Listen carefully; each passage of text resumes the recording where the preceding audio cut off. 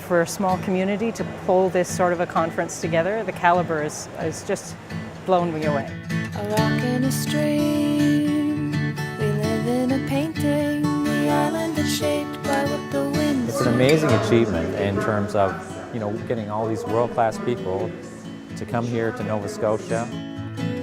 Salt of the earth as the lake at the heart of the island, portrayed by the tune played on your heartstrings.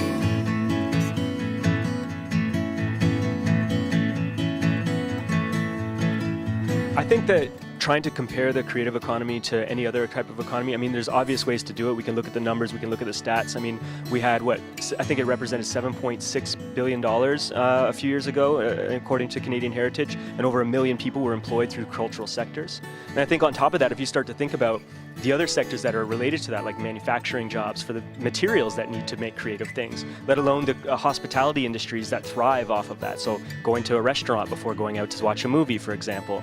All of these things are kind of like interwoven, and I think that the numbers grow and grow and grow. And I think that the creative economy, the soft economy in general, is one of the most important things to the lifeblood of Canada, especially as things like mines and industries in general start to continue to disappear from our nation and going to other places. I think that we're going to have to look at diversifying our economy, and I think the soft economy is one of the things, and the creative being a part of that is one of the directions that we need to go, just strictly out of survival.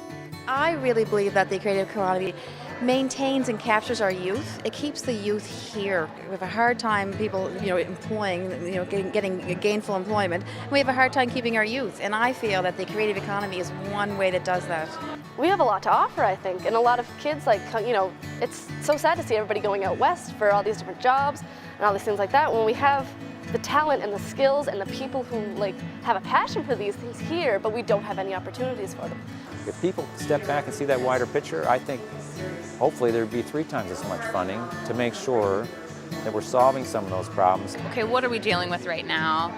What are people dependent upon? We're dependent upon our inventions. We're dependent upon our lifestyles as guiding choices, instead of having to be married to the idea that we have to be heavily involved in the industry of hard labor and heavy labor and what have you.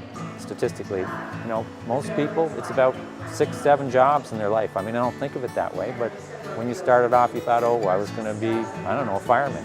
But you end up to do something quite different over time. But the arts really are a stepping stone. No, it's a huge difference, but it's like you can start out, like me, I can start off with photo retouching, but then eventually go on to do something completely unrelated, but still related to design and still related to helping people in my own community and people I believe in.